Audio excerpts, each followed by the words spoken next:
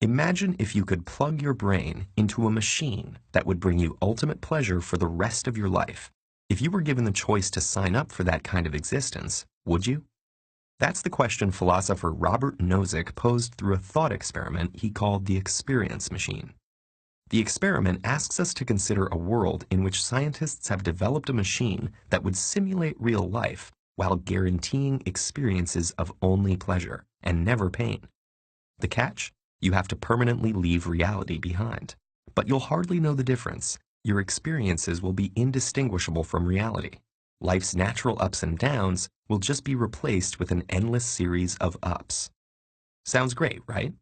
It may seem like a tempting offer, but perhaps it's not as ideal as it sounds. The experiment was actually designed to refute a philosophical notion called hedonism. According to hedonists, maximizing net pleasure is the most important thing in life, because pleasure is the greatest good that life has to offer. For hedonists, the best choice that a person could make for himself is one that brings him the greatest possible amount of pleasure, while bringing him no pain. Limitless pleasure minus zero pain equals maximum net pleasure, or in other words, the exact scenario the experience machine offers. Therefore, if hedonism is your philosophy of choice, plugging in would be a no-brainer. But what if there's more to life than just pleasure? That's what Nozick believed he was demonstrating through his experience machine thought experiment. Despite the machine's promise of maximum net pleasure, he still found reason not to plug in, as do many other experimenters who consider the proposition. But what could possibly dissuade us from choosing a future of ultimate pleasure? Consider this scenario. Betsy and Xander are in a loving, committed relationship. Betsy is head over heels and has never felt happier. However, unbeknownst to Betsy, Xander has been romancing her sister Angelica with love letters and secret rendezvous for the duration of their relationship. If Betsy found out, it would destroy her relationships with both Xander and Angelica, and the experience would be so traumatic she would never love again.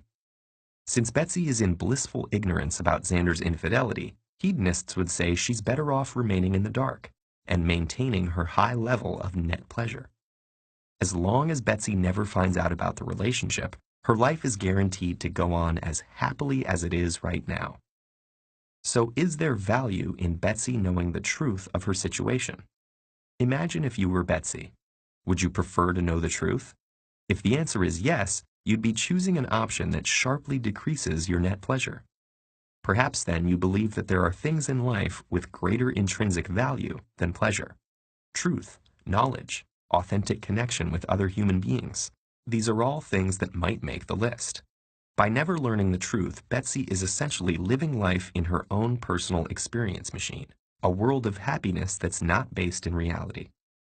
This love triangle is an extreme example, but it mirrors many of the decisions we make in day-to-day life.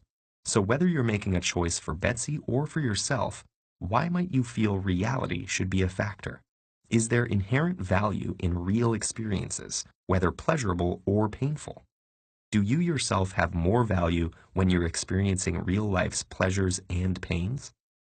Nozick's experiment may not provide all the answers, but it forces us to consider whether real life, though imperfect, holds some intrinsic value beyond the pleasure of plugging in.